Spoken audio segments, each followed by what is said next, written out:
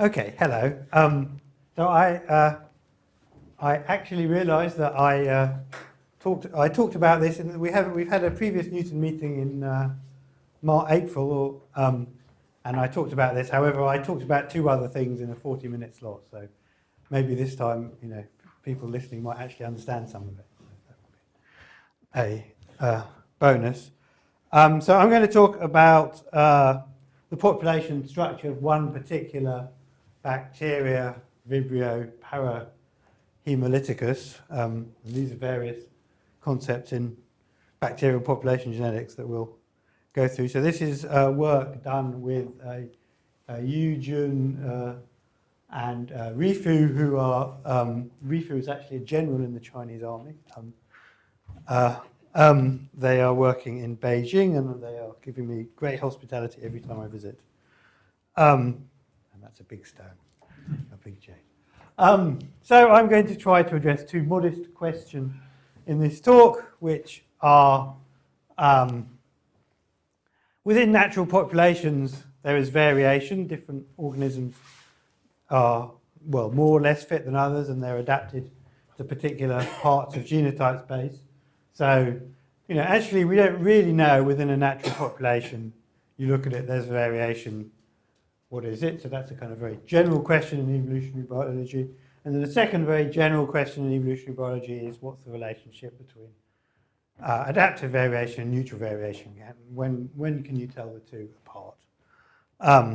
So that's my goal. I'm particularly inspired, I should say, in this work by this study, which I thought was very nice. What they did is they took 115 lines of E. coli. They took a single E. coli, and they made 115 lines of it, and they subjected them to heat torture for a year. They grew it at 42, which is very hot for an E. coli, I think.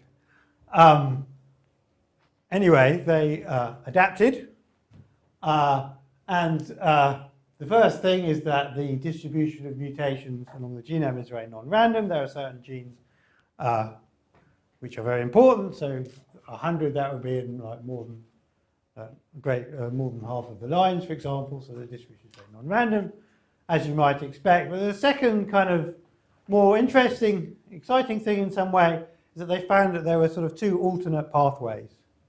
Okay, so and I can't even remember what the difference is. It was so if you had a mutation in one pathway, you started adapting in that way. If you had a mutation in the other, so the mutations co-associated. Okay, and the question is, what I sort of think about nice. What I think about nice is this: is that we sort of like to know what this is like, but for adaptations in natural populations. If we could sort of look at the structure of these things, that would be very nice. So it's kind of, I just thought it was a nice, simple, clean experiment. But, that was good. Okay, so the organism I am going to tell you about is Vibrio parahemolyticus. So there are people here who know way more about ocean bugs than I do, so feel free to correct anything and everything I say.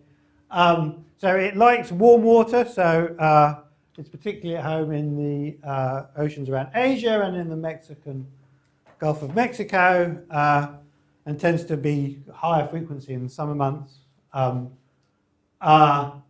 colder months, you found it on the bottom, and then and it likes to inhabit fish and shellfish. And if it's an ideal, if it finds itself a nice snug shellfish, it can double in 8 or 9 minutes, which is quite impressive if you think about it. And it has a sort of regular, sort of fairly 2-chromosome genome with about, so that's about 5 megabases. So it's an intermediate-sized bacteria.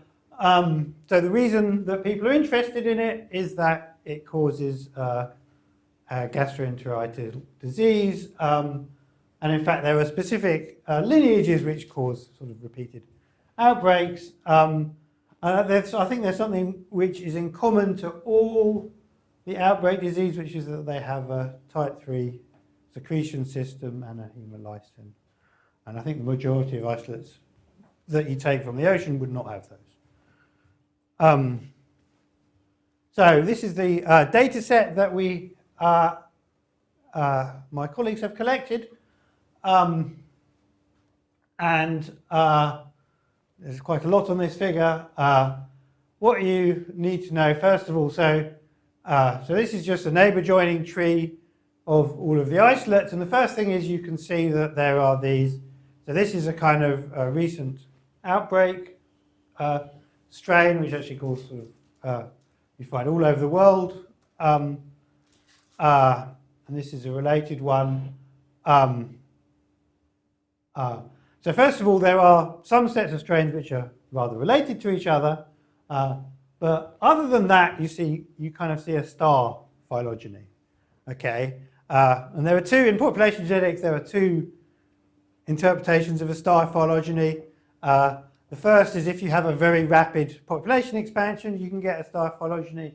But the simpler and different explanation, for example, if you took everyone in this room and you took their DNA, you'd basically get a star phylogeny. And the reason is because essentially the genes are complete, they're thrown into a gene pool and they're mixed up. So we're all approximately, to a first approximation, we're all equally related to each other. Okay, so the majority of these isolates are, so yeah, there are sort of plenty of these little groups, but the majority of isolates are sort of equally related or unrelated to each other. We'll go into more detail about that. Yeah, I don't think I want to say anything more about this figure. So this is just a little bit. So for the large outbreak lineage, you can draw a tree of that based on SNPs. And what you learn from this is it actually spreads rather rapidly between different geographic locations. It's been covered. I'm not going to go into too much detail about that. The spread rather rapidly and recently. Okay, so this slide sort of tells you how bacterial evolution happens, in a sense. What I've done, so I point out 4 different groups. So this is CG1, the clonal lineage, of which there are many isolates. Okay, and this is the distribution on this axis. It's the number of SNPs within 1 kb windows, I think. And what you can see is that there are, and this is, so the variants within all of these strains, there are probably about 40 strains from this lineage, and there are just scattered SNPs throughout the genome. There's one locus where, in fact, there are several variants.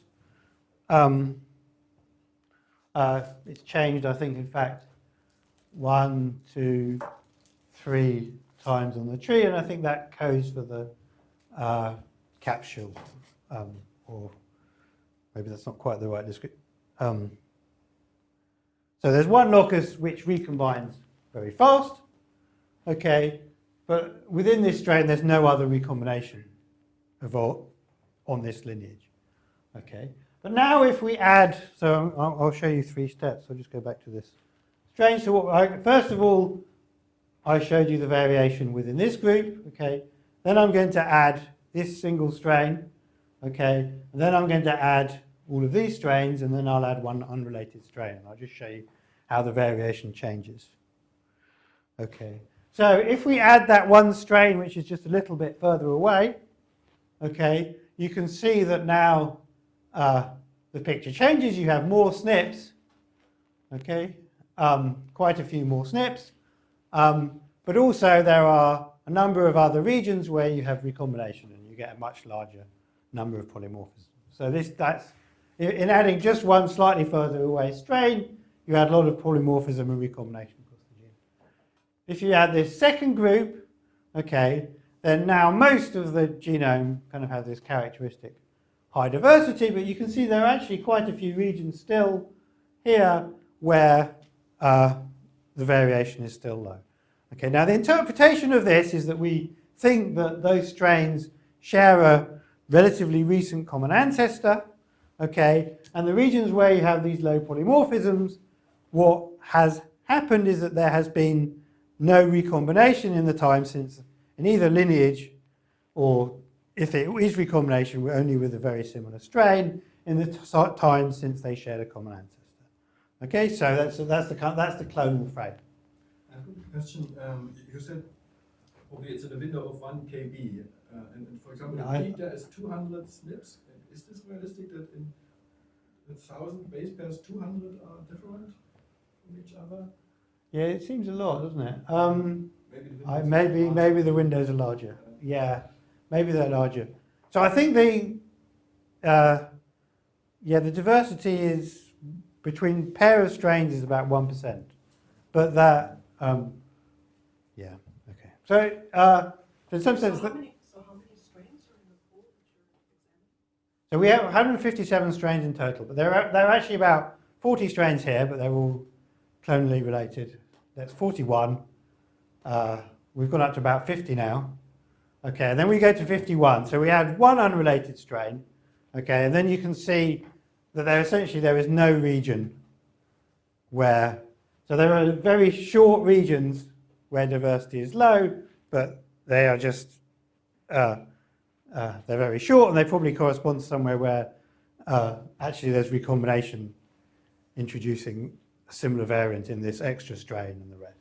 I have a question. Okay, yeah. Are you doing this in a bioinformatic way, or are you doing this in vitro, like mixing the... No, this is just bioinformatics. Bioinformatics, yes.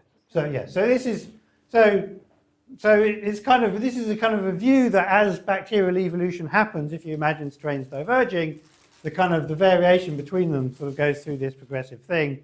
Okay, and eventually you get to a thing where the whole genome is kind of a characteristic distance away. It must be per, we can work this out. So if it's 100, it must be 10,000. Yes. So Daniel, maybe you'll tell us about this, but is there any geographic relationship between the strains in the top panel versus the ones that go down? I will tell you a bit. Okay, so what you can do is based on that, and I won't go into very much detail about this, is that you can, within each of these clonal complexes, you can identify recombinant regions, which are simply regions where you have many polymorphisms clustered together. And you can, so the other things we assume are point mutations, okay, and then you can see is there a relationship between the number of point mutations and the number of recombination events, and approximately there is. And it implies, which other people have also got, that that recombination introduces 760 bases, of which 16 will be different from the original sequence for each new point mutation. So recombination, if you look at the diversity of a strain as it goes on, recombination is the dominant process which creates diversity within a lineage. Okay, although it's creating diversity within the lineage, but it's reassorting variation within the population, and it's important to. So recombination is not directly creative, but it does make these new combinations. That's the point, and it's the main way in which strains diverge. Okay, and there's an important difference about these. So these are we looked at the SNPs. This is just within the pandemic lineage, but you get the same picture overall. If you look at the SNPs which are annotated to be recombination because they're isolated, then about 2/3 of them are non-synonymous. Okay, and that reflects the fact that about 2/3 of coding sites are non-synonymous. Okay, whereas if you look at the recombination events, these are bringing in things which are segregating in the population. There's been a purging effect of selection, and you see a very different ratio, which is about 7:1. So there's a big difference in the type of variation that mutation and recombination bring in, as well as in the number. Okay, so that's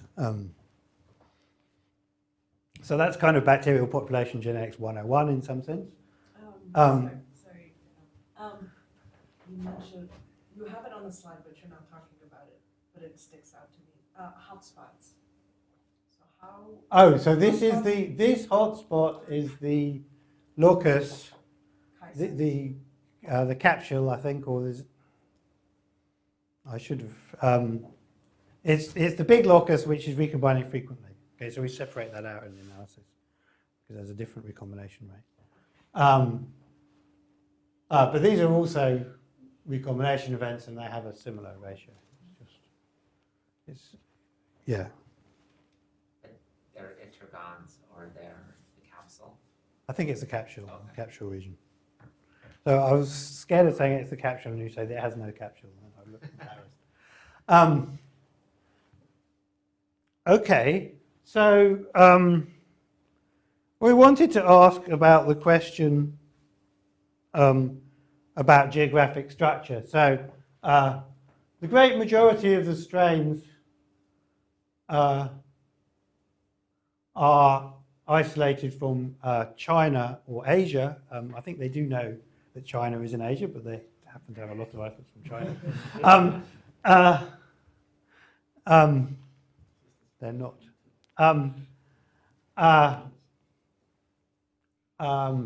So we only have rather few isolates from America. They sort of. So this is the outer ring. These are the American isolates cluster. There's one here. They cluster over there. But you can see, for example, that the Chinese and the other Asian isolates are very interspersed. And we asked is there any evidence of population structure? Okay, so the first thing we did is that we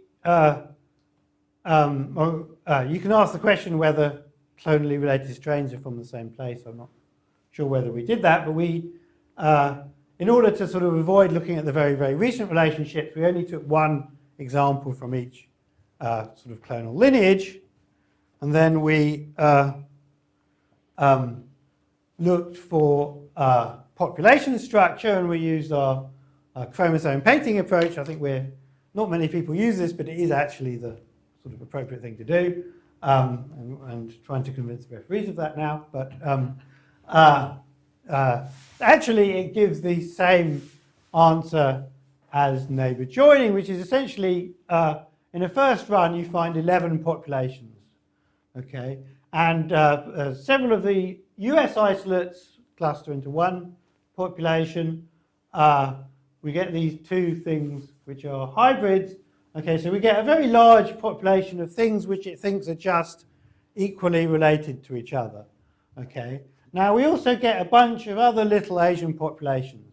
Okay, now there's kind of two possibilities for this. Is one which is that these are sort of distinct Asian gene pools in a particular place, but there's not sort of geographic evidence for that. The other thing is that simply that these are clones.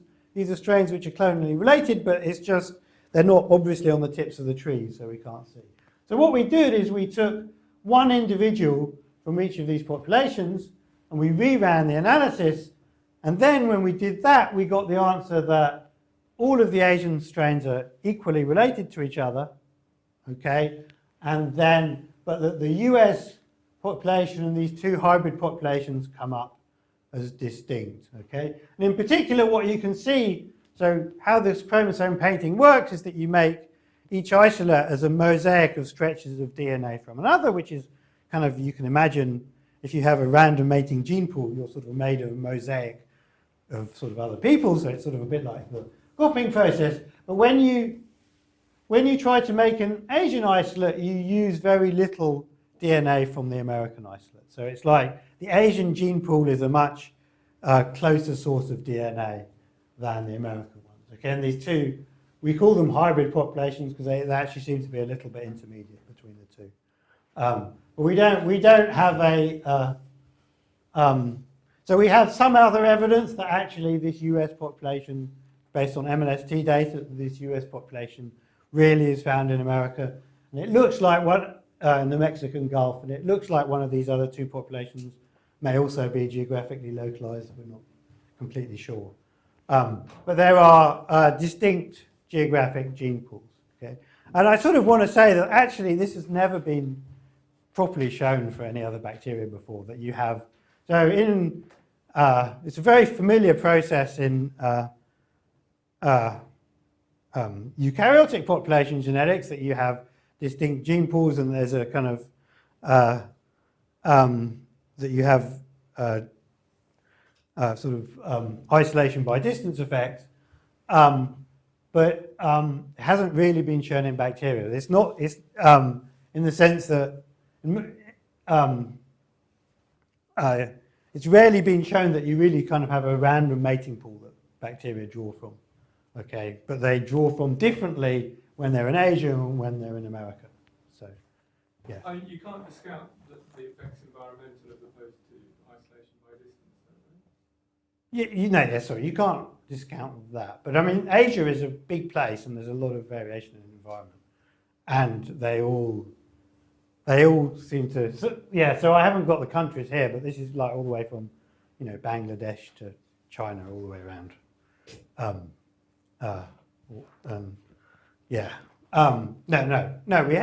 don't know that. And no, we are working very hard to get a set of US isolates so that we can actually investigate this. But we don't, and it'll be great when we do. But don't you want, to mimic that kind of geographic distribution, you don't want US isolates, you want American, like South American and North American isolates. Where I really want them for is the Gulf of Mexico, because I think that's where there are the biggest populations. And I think that's where there's a comparable population to the one in Asia. This is my guess. So that's where I really want isolates from. And they do exist. People have sequenced them. They're not giving it to us.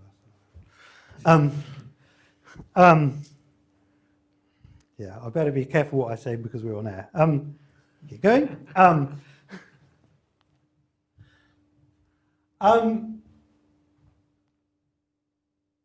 So now I'm sort of going to get to the strange topic of my talk, which is all about measuring effective population size in bacteria.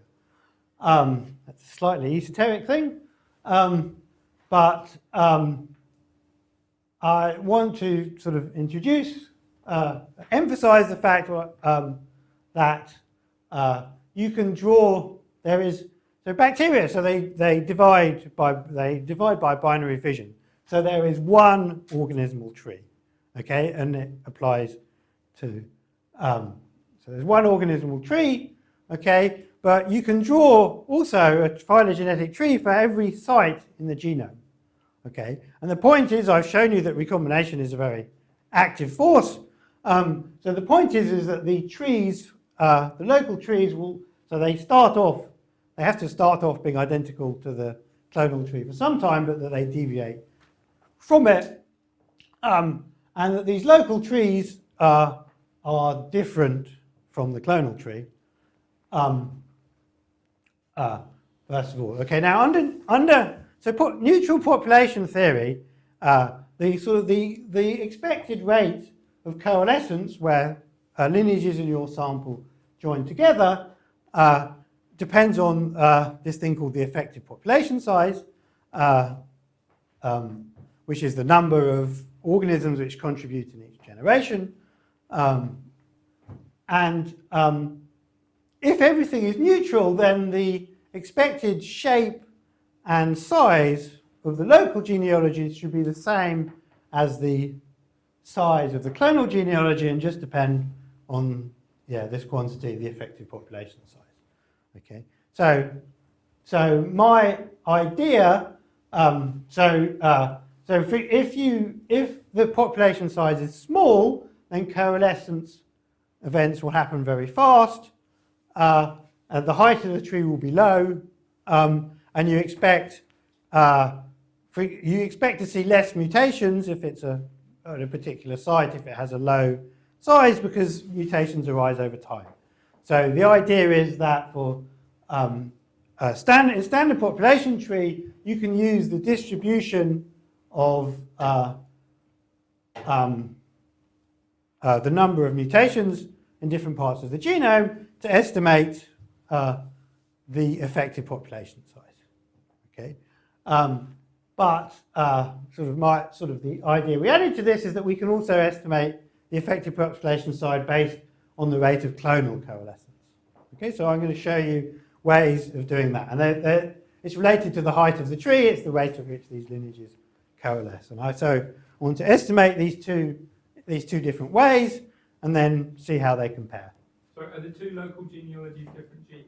They're different sites in the genome. Yeah? So you can, and if you go far enough, they'll be, in a recombining species like this, they'll be, I mean, they're not independent right at the bottom, but they rapidly become pretty much independent, conditional on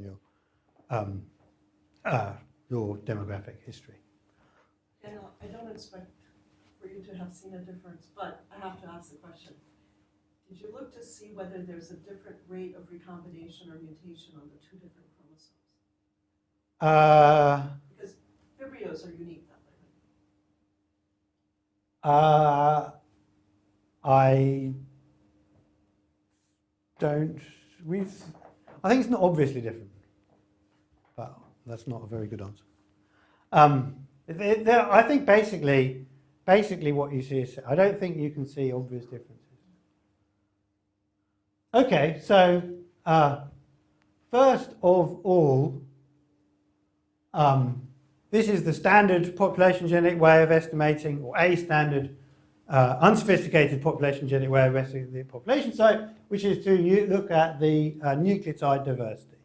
Okay, and the expectation of the nucleotide diversity across the genome is 2Ne times the mutation rate. Okay, in a haploid population. I hope that's right.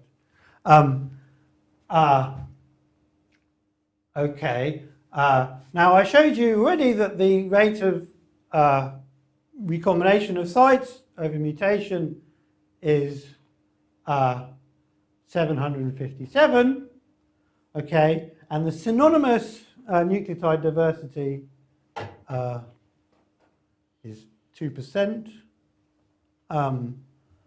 And I wanted, so I'm estimating,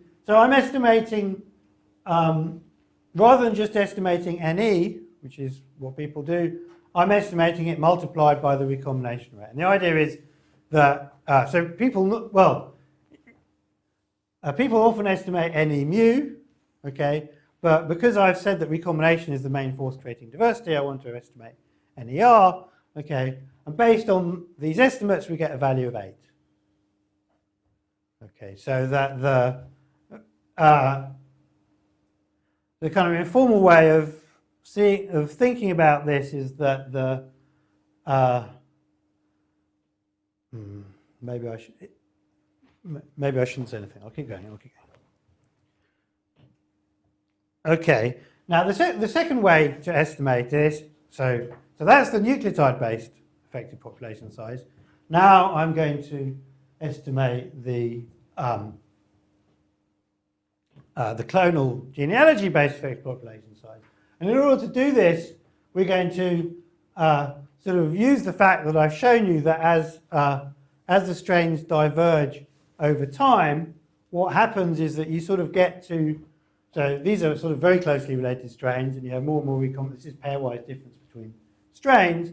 As strains sort of become more and more unrelated, the level of diversity asymptotes to a value that reflects the nucleotide diversity within the population. Okay, so you kind of get a diminishing returns effect. So we're assuming that recombination, so we've excluded the hyper-recombining region. We assume that the genome sort of progressively recombines so that the unaffected, the part of the genome which is still in the clonal frame, decays exponentially as a function of time. And then that gives you, if we assume that all of the divergence is due to recombination, which is a good first approximation, then you get, so this is the number of SNP differences between unrelated strains, and so as the strains diverge, it will get more and more to that.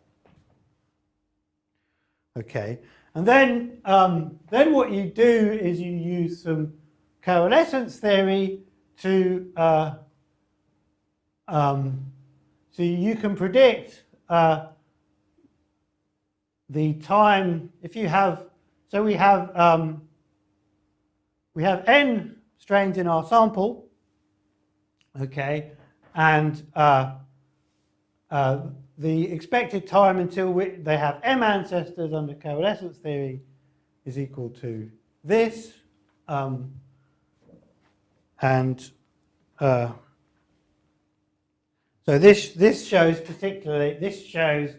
what happens. Okay, now so this shows observed coalescent differences. So what we've done is we've taken all of the Asian strains, okay, and then we've built a UPGMA tree by progressively joining the most closely related ones together and building an internal node.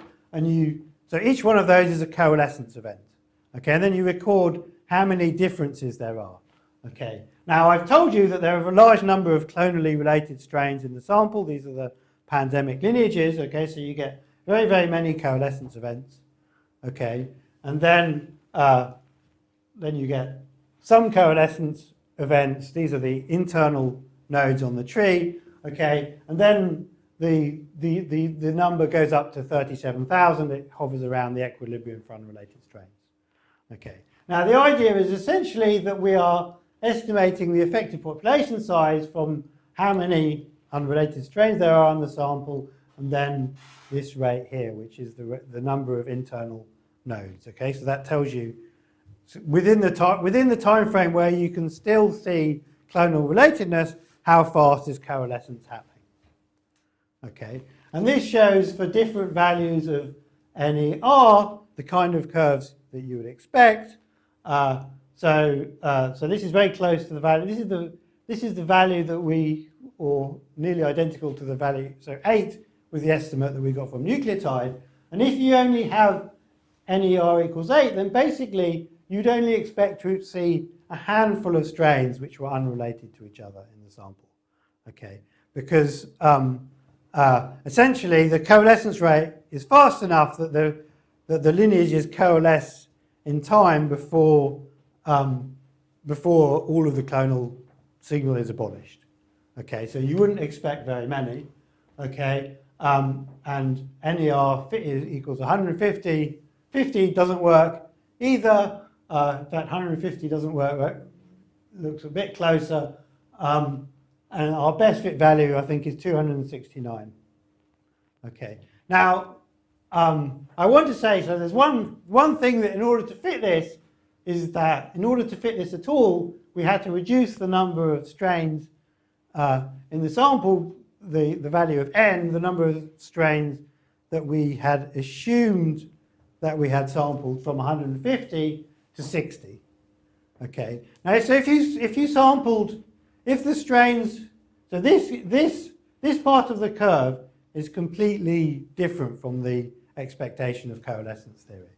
Okay, coalescence theory would not expect that you sample very, very many identical isolates. Okay, now we know the process which has led to that. So first of all, it's this epidemic expansion, and our sampling is very non-random because it's focused towards human disease. And the second point is that we're not sampling entirely randomly from the population. People may go to one place and they pick up closely related strains. So it's not a random sample. Okay.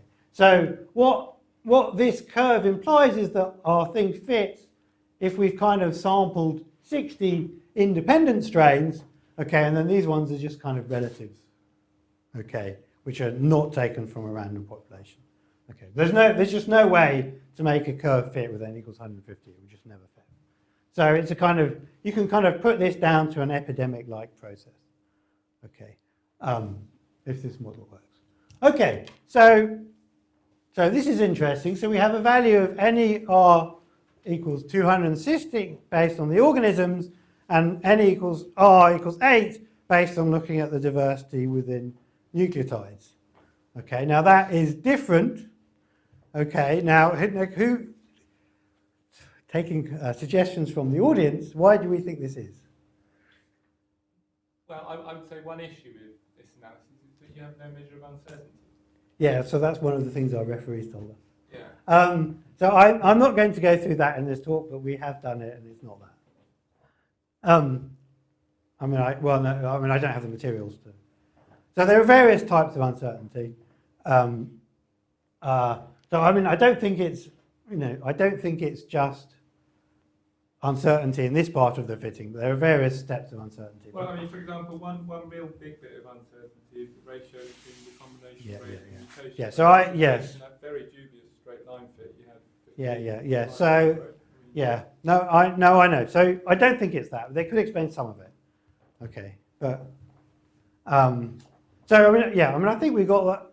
I think that because we nailed between recombination and mutation quite well, I think we've got that approximately right.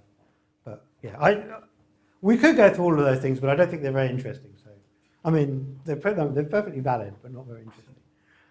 Yeah. Could some of it be due to the fact that recombination sort of moves different size chunks of DNA? So yes, so we haven't really. That's something the reviewer didn't ask us to do, luckily, but we haven't really explored the different part. If recombination affects different parts of the genome at different rates, it might be. It's possible. I'm not sure. I particularly know why they would give a strong effect in the direction we've seen, but it's possible. What about non-random recombination? So things like to recombine with relatives rather than more distant That's things? true. That is true, but it's not what we see really. In some sense, the recombinations that we're counting as recombinations are things which are really very obvious. So in some sense, if we only count those recombinations as being the recombinations that they're, if we count this true recombination, in some sense that's what we're counting. So if our ratio of true recombination to mutation is right, then that sort of doesn't really directly matter. Okay, so there are a bunch of methodological questions that one could ask. But, I'll say something sexier, which is that, so maybe the population is subdivided into a large number of different entities, and these entities are protected by having different phenotypes, so you don't get very much coalescence within ecotypes. Okay, so so the organism started with a single ecotype, but once an ecotype evolved, the coalescence between this branch and this branch sort of was prevented, became unlikely to happen. Okay, essentially, so each time you get the evolution of a new ecotype, the idea is that it will reduce, so your rate of coalescence within ecotypes is the same, possibly even higher, but between ecotypes, it reduces the rate of coalescence. Okay. Now, so that's interesting, and that would imply that this apparently random mating population has a lot of ecotypes. Okay, to get from 12 to 250, maybe there are 200 different ecotypes in the Vibrio population. Okay, wouldn't that be exciting? Yeah. Okay, so we are now going to look for 200 ecotypes. Yeah, so that's that. I think that's the biologically sexiest explanation. So we'll go with that. So one thing I wanted to point out that this is the pattern that we see is the reverse of what you see in eukaryotes. In eukaryotes, recombination is positively correlated with diversity. So if you have recombination, it reduces the effect of selection, and you get so in high recombination regions you see more diversity. We see the opposite of that in the sense if you had a non-recombining region, we'd expect it to have a lot, and there's apparently no such thing, but if there was, we'd expect it to see a lot more diversity. So it's a kind of opposite pattern, so that's quite, just wanted to point that out. Okay, so ecotypes. So that's a useful slide. How are we going to look for ecotypes? Well, so I'm not sure, but that we went for a very simple top-down approach. If there are a lot of ecotypes around, so ecotypes require, in order for ecotypes to sort of diverge stably over time, they have to rely on interaction between many loci. Okay, because if an ecotype is based on just one gene, then a single recombination event can get rid of it, and then it's not really so it needs to be, in order for these things to be stable and to sort of prevent coalescences in the population, it has to be based on multiple loci. Okay, so we're not going to try and detect ecotypes directly, but what we are going to try and do is look for interactions between loci. Okay, so what we did is very simple. So we have, so the beautiful resource here, and it's really worth emphasizing, is that we have these unrelated isolates. Okay, these isolates are all equidistant from each other. Okay, so so there's if you take a bunch of isolates with no clonal signal, then any association should be due to a kind of selective process. Okay, so we take 53 unrelated isolates.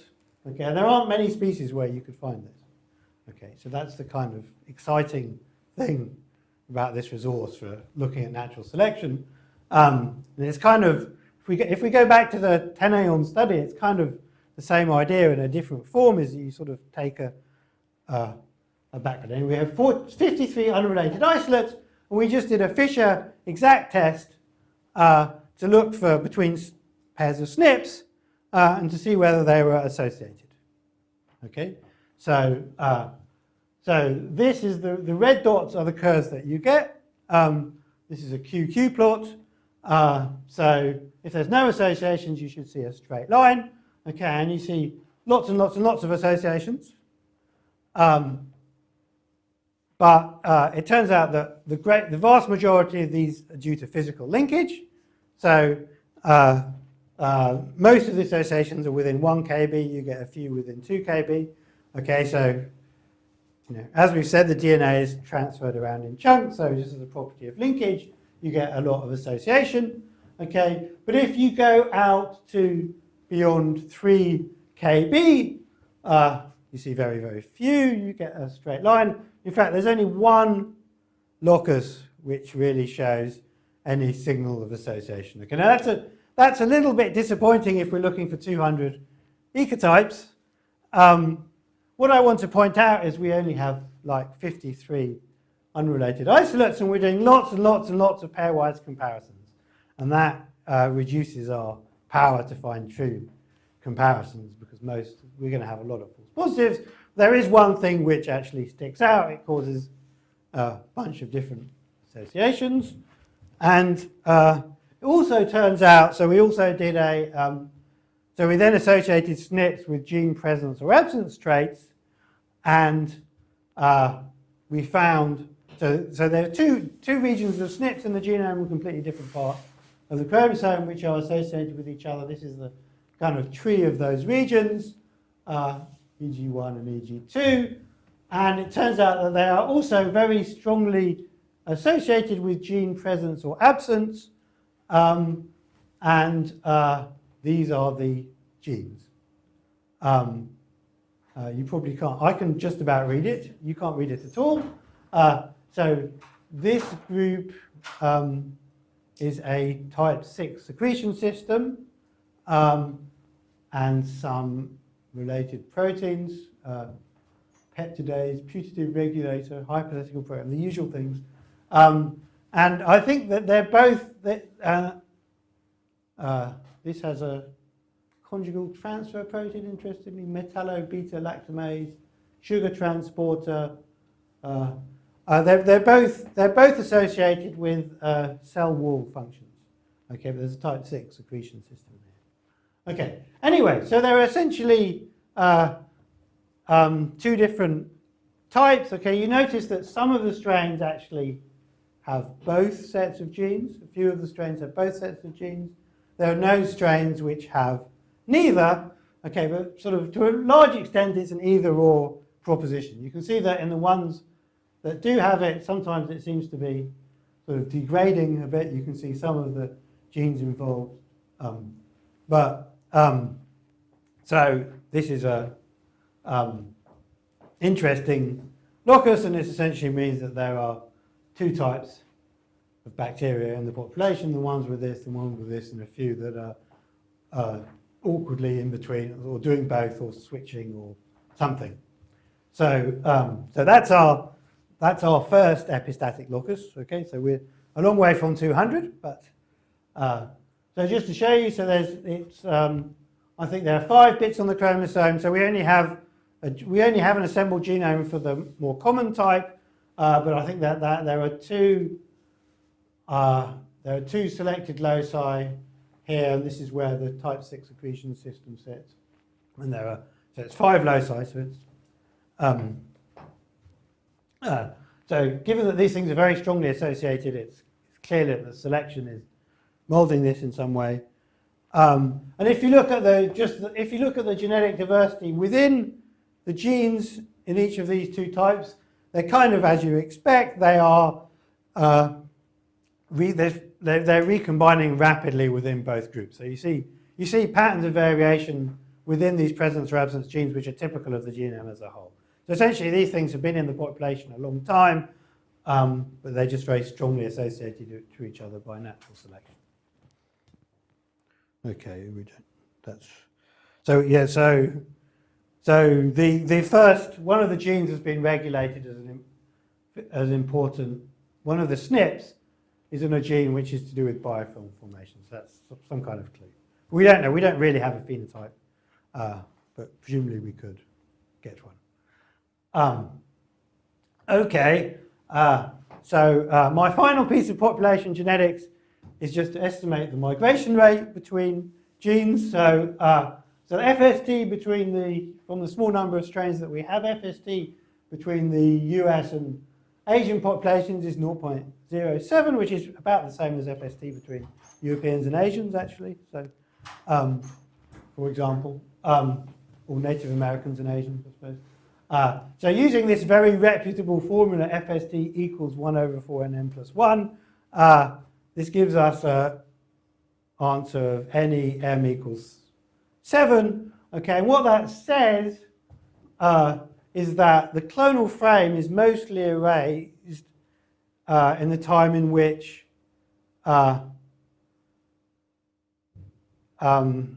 60 strains coalesce to 50 ancestors.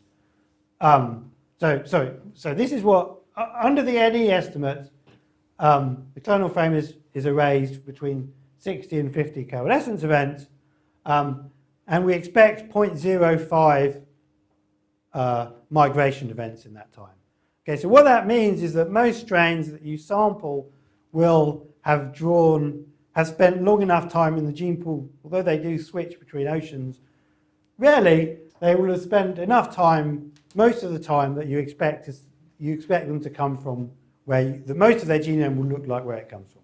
And that's kind of what we see, is that so I should say that the human disease lineages are definitely exceptions to this, because you see these clonal things spreading that are nearly identical with each other in all parts of the world. But if you just take sort of normal lineages, you expect it mostly to have the genome with the signature of the ocean in which it's in. Okay, so that's just an expectation.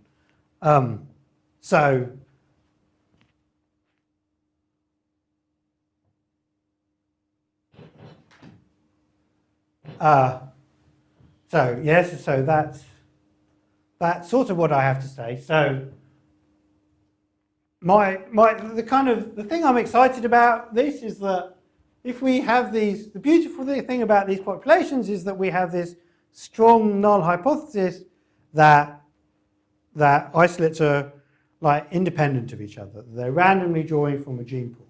Okay, and that's very powerful because you can then test what are the deviations from this, and then they should have a biological interpretation. So if we can collect many more isolates, we can get a very detailed picture of which elements go together and how, and maybe we can kind of deduce the fitness landscape without having to do any biology at all, which would be well, so in a top-down way, if we can say it like that. Yeah, which I think, yeah, and I suppose, yeah, yes. And we have 3 minutes for questions. So a couple of things. You must have looked at some, or maybe you've looked at some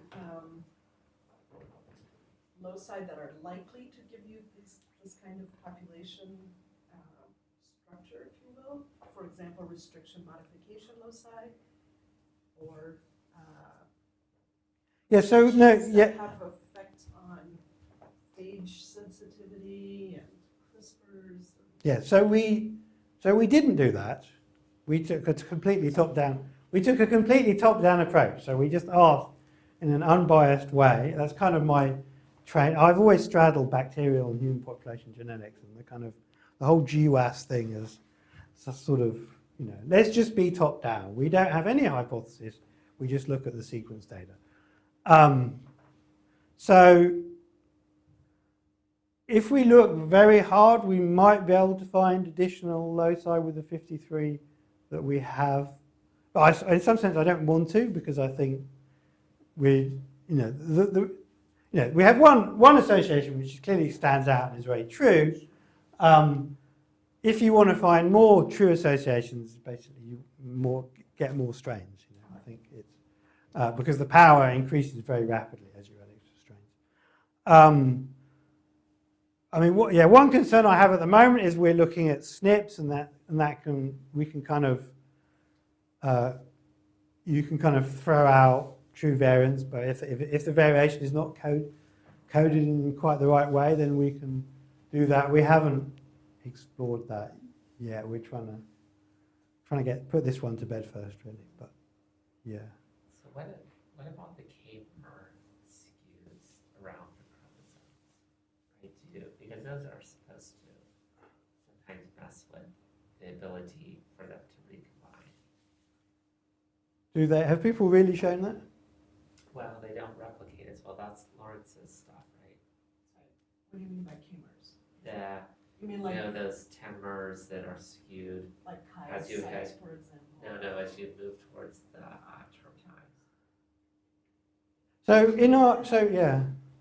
So in our paper where we look at recombination landscape in 10 species, we didn't. There will be variation in recombination rate, but it's very clear that the whole genome does recombine, and I suspect the rate isn't that different. We can't without many more. For instance, his case, I don't think they're going to run into that unless you get complete rearrangements that take stuff from the terminus and put it near the origin and vice versa. Right? That if you're seeing recombination, if you look at origin to terminus distribution of genes and you're just seeing homologous recombination exchanging chunks, right, you're going to be preserving most of those and the K-mers that you're talking probably about the COP sites, right, the FTSK bindings. Yeah. Anyway, so I don't think that's going to affect what Daniel's looking at. I think recombination, to a first population, recombination happens everywhere in these genomes pretty frequently. So but I thought that wasn't, so you correct me, but isn't that the Typhi versus Typhimurium story? That there's something different about how the recombination. It's sequence. Yeah, but in Salmonella and many species, there are very strong homology effects on recombination. Right. Okay, that they only like to recombine with very close things. That's clearly not what's going on here, in that they're clearly recombining pretty indiscriminately with each other. Okay, and that's what makes it. That's why this looks like a beautiful sexual population, effectively a sexual population. Okay, and that, yeah. Have you looked at symphony relationships among your populations? So we can't. We only have. So this is next generation sequence data, so we are limited in what we can do. So your theory is that between ecotypes there's a reduced rate of recombination? No. There's a rate. No, there's a reduced. No, so recombination between ecotypes is happening all the time. Okay, and that's how individual nucleotides, the coalescence is very recent. Okay, what's not happening? The ecotypes are not. The ecotypes are not coalescing with each other. Yeah, so between ecotypes there's a reduced rate of recombination. No, it's not recombination. That's okay. So it's clonal. Is that once they stick in the population, they sort of have a long evolutionary life, and it means that these trees are all these strains. If you come back in 10,000 years, then you'll find the descendants of each of these lineages. Okay, whereas if you look at a nucleotide in the same 10,000 years, it will almost always coalesce back to one ancestor. That's what it means. But there's free. The idea is that there's. And that's because ecotypes are adapted to a particular environment, and you can't displace an ecotype in an environment. That is the suggestion. Yeah. That's So, so you've got to find correlations between your ecotypes and the environment to sort of prove this, I would say. How about hosts?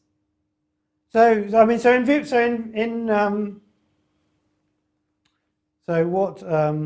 so there are studies where they have, so the kind of other ecotype study in another Vibrio species, they found different genotypes associated with different particle size. Okay. In some ways, I want to take the top-down approach. I want to ask, first of all, what is the, I want to ask, first of all, what is the fitness landscape, and then what does it correlate with? Just slightly. Sure, but you're at that then question now, right? So. Yeah, no, it's. We're just thinking you're one step further. I know. No, I'm well, and we should. So for the two ecotypes that we have found, we should look at the phenotype. There's no question. And I'm not entirely uninterested in phenotype. Okay, we should stop so that we can have a 5 minute pause and the next talk.